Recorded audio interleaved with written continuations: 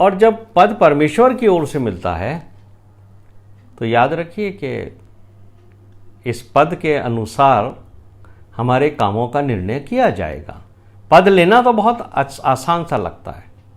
हर व्यक्ति की इच्छा होती है कि वो पास्टर सेवकाई में चला जाए, अगुवा बने, कोई पद उसको मिले। लेकिन जो इब्रानियों का 13वां अध्याय है उसके 17 पद और 7 पद दोनों का कॉम्बिनेशन देखिए। 17वें पद में तो लिखा है अपने अगुओं की आज्ञा मानो। तो जो हमारे ऊपर पद के ऊपर होते हैं हमें उनकी आज्ञाओं को मानना है, उनके अधीन रहो, यानी उनके साथ सामंजस्य बनाओ। अधीनता का ये तात्पर्य नहीं है कि वो हम पर रूल करेंगे। अधीनता का तात्पर्य वही है जो एक पत्नी का अपने पति के साथ प्रेम पूर्वक संबंध होता है और वो उसको हर परिस्थिति के अंदर सहयोग करती है, उसका आदर करती है, क्योंकि वे उनके समान तुम्हारे प्राणों के लिए जागते रहते हैं जिन्हें लेखा देना पड़ेगा। यानी हमारे जो अगुवे हैं, यदि वे हमारे लिए चिंता करते हैं तो वो प्रभु यीशु मसीह के उस रूप को धारण करते हैं जो रूप प्रभु यीशु मसीह ने एक गठरिये का दिया है। एक एक भेड़ के लिए यीशु मसीह चिंता करता है, एक एक आत्मा के लिए, एक एक मनुष्य के लिए। और प्रभु यीशु मसीह ने हमें लूका के 15वें अध्याय में जो दृष्टांत दिए हैं उसमें उन्होंने इस बात को एक्सप्लेन किया है। एक भेड़ खो गई, 99 को छोड़कर एक भेड़ के लिए गडरिया गया, चरवाहा गया, उसको ढूंढ कर लाया। एक सिक्का खो गया, उस महिला ने सारा घर झाड़ा लेकिन उस सिक्के को ढूंढा।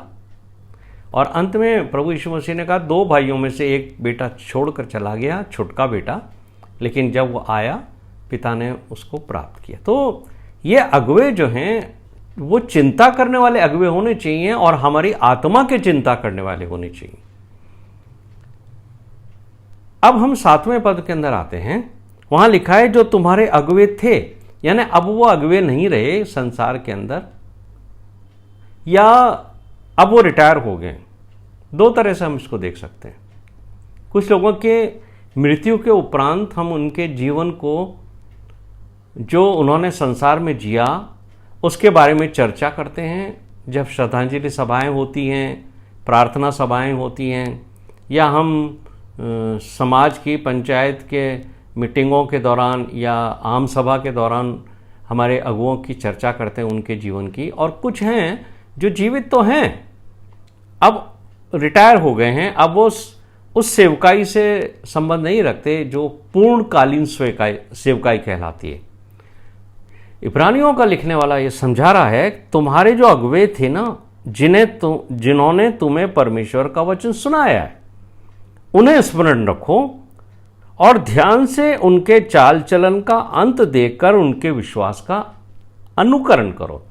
यानी जिन चीज़ों की शिक्षाएं उन गुरुओं ने आपको दी हैं परमेश्वर के वचन से, वो शिक्षाएं उनके जीवन के अंतिम दिन तक वो उनके ऊपर स्वयं चलते हैं कि नहीं चलते हैं, इस चीज़ के ऊपर आपको अपना ध्यान केंद्रित करना चाहिए। क्योंकि बहुत बार ऐसा होता है कि जब हमारे अगुवे पद पर होते हैं तो उनकी भाषा, उनके संदेश, उनका आचरण कुछ और होता है, लेकिन जब वो रिटायर हो जाते हैं उनके आचरण में बहुत सी तब्दीली आ जाती हैं। और आचरण में जो मुख्य तब्दीली देखी गई है वो देखी जाती है फाइनेंस को लेकर। क्योंकि कई ऐसी मंडलियां हैं जहां पर अपने अगुओं को पेंशन वगैरह या रिटायरमेंट बेनिफिट्स की वो सुविधाएं नहीं होती हैं जो सरकारी सेवा में होती हैं, और धीरे धीरे उनका धन समाप्त होने लगता है। तो आप यीशु मसीह की उस बात को याद रखिए कि इस संसार के अंदर 2 स्वामी, या तो आप परमेश्वर को अपना स्वामी मानोगे तो आप धन को तुच्छ मानोगे।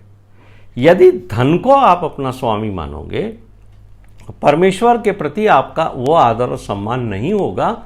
यानी एक तरह से जो भाषा है उसमें अगर मैं ये कहूँ कि आप परमेश्वर को तुच्छ मानोगे और ज़्यादा महत्व आपके लिए धन होगा, तो कोई गलत बात नहीं होगी। लेकिन यहाँ जो अगुवे हैं, जब वो अपने सेवा से निवृत्त हो जाते हैं और उनके पास धन की कमी आ जाती है, उस समय उनका जीवन और आचरण कैसा होता है? क्या वो कुड़कुड़ करने लगते हैं? क्या वो एक्यूज करते हैं दूसरों को? क्या वो धन के विषय में जो हमें शिक्षाएं दिया करते थे कि धन से लोभ मत करो, धन के पीछे मत भागो, अब वो स्वयं जो हैं वो धन के पीछे भाग रहे हैं? और फिर जब उनका जीवन का अंत होता है तो कई बार ऐसी परिस्थितियां उनकी देखी जाती हैं कि बहुत सारी बुरी हालात के अंदर, बुरी संगति में बहुत से चले जाते हैं। यहाँ तक कि 40-40, 50-50 वर्ष का जीवन, सेवकाई जीवन व्यतीत करने के बाद भी शैतान उनको धन की कमी या परिवार में किसी तरह की परेशानी, उलझन, टेम्पटेशंस में गिराकर उनको पथभ्रष्ट कर देता है। और मैं बहुत ही आदर के साथ कहना चाहता हूं कि मनुष्य के पाप में गिरने की कोई आयु नहीं होती है। शैतान आपके जीवन भर आपके एक कदम पीछे चलता है और वो उसकी पूरी कोशिश होती है कि वो आपको पाप में गिरा दे। और जैसे ही आपके विचारों में परिवर्तन आता है, आपके जीवन में उन शिक्षाओं पे में परिवर्तन आता है जिस पर आप लोगों को लेकर चला करते थे, जब आप स्वयं किसी कमी को देखते हो, किसी तरह की अव्यवस्था को अपने जीवन में देखते हो और आप पथभ्रष्ट होते हो, तो शैतान आपको पाप में गिराता है। तो वो इब्रानियों का लिखने वाला हमें कह रहा है, उन्हें स्मरण करो जो तुम्हारे अगुवे थे, जिन्होंने वचन सुनाया। अब वो क्या कह समझा रहा है? ध्यान से उनके चाल चलन का अंत देखकर कि क्या वो उसी चाल चलन पर दृढ़ हैं जिसकी शिक्षा वो हमें दिया करते थे, या वो पथभ्रष्ट हो गए, या वो उस शिक्षा से विपरीत जीवन बेरे।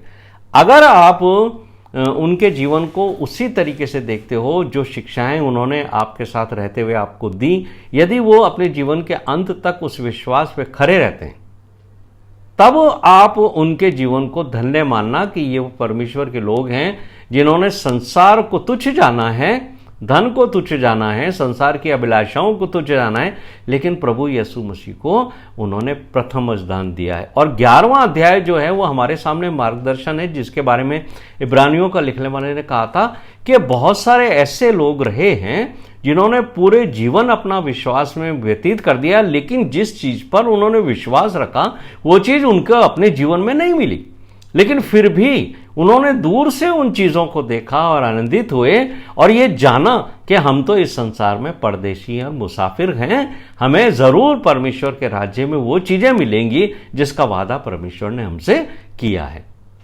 कारण क्या है? 8वें पद में वो ये बात कहता है, यीशु मसीह कल, आज और युगानुयुग एक सा है।